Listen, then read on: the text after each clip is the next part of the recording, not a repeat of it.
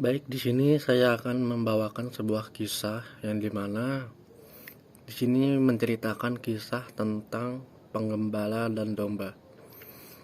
Ada suatu kisah diceritakan bahwa ada seorang mukmin atau hamba yang soleh. Ia bermimpi bahwa di situ ada yang memperingatkan dalam mimpinya, "Wahai hamba Allah, tolong peringatkan bahwa di daerahmu ada seorang penggembala. Ia mengurus domba-domba pada malam hari. Di situ ia berdoa kepadaku, namun hatinya masih memikirkan domba-dombanya. Tolong beritahu, jikalau hatinya fokus kepadaku, maka akan kujaga domba-dombanya atas kekuasaanku."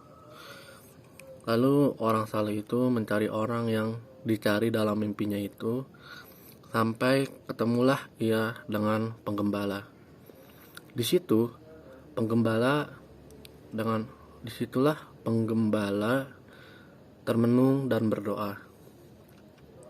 Lalu ia mengucapkan salam kepadanya. "Assalamualaikum." "Waalaikumsalam. Ada apa gerangan?" "Di sini saya adalah hamba Allah.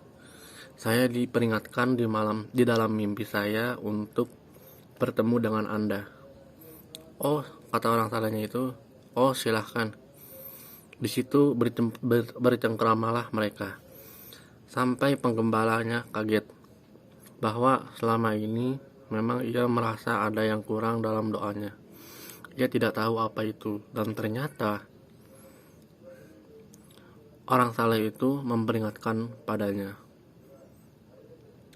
Orang saleh itu berkata, "Engkau berdoa dengan benar, namun Tuhanmu mengatakan hatimu memikirkan domba-dombamu, itulah yang menjadi penghalang syarat doamu." Dan kisah-kisah ini mungkin yang terjadi di zaman sekarang. Mungkin banyak sih ketika beribadah, hatinya memikirkan keperluannya masing-masing, hingga ia lupa hatinya muncul titik-titik noda. Seperti ada seorang anak yang cemas detik-detik ujian. Ia berusaha hafalkan ini, hafalkan halaman itu, sampai ia kepikiran, ayolah, harus ingat-ingat lagi, hingga pikiran itu membuat noda di dalam hatinya. Sama orang yang bekerja, ia bekerja dengan mencari nafkah, namun pikirannya tidak tenang menghadapi urusan komat kamit.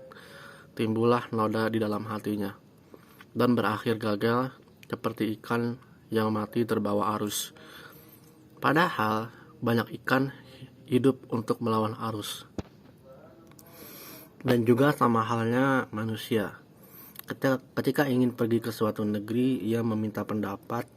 Ternyata pendapat yang dikeluarkan oleh orang yang ia minta pendapat bertolak belakang dengan keinginannya, hingga ia dipaksa untuk mengurungkan niatnya untuk pergi ke sana. Lalu kata orang-orang yang mungkin diajak berpendapat, mungkin kebanyakan pada bilang seperti ini, "Ngapain pergi ke sana? Belum tentu bahasa asing lu lancar."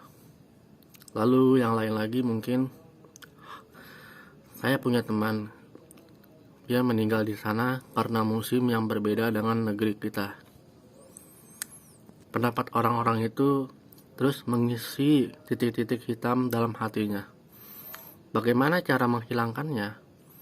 Adalah dengan beribadah menghadap Tuhan dengan hati yang bersih.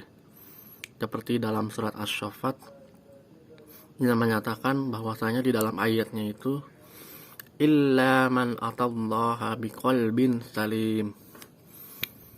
Menghadap Allah dengan hati yang bersih, hanya bertuju kepadanya. Seperti kisah penggembala tadi, ia sudah berdoa dengan benar, tapi hatinya masih memikirkan domba-dombanya. Nah, domba-dombanya inilah titik-titik noda hati. Itulah yang menjadi penghalang doanya. Di sini kita bisa ambil kesimpulan bahwasanya dari kisah ini Setiap orang berhak mendapatkan apa yang ia inginkan.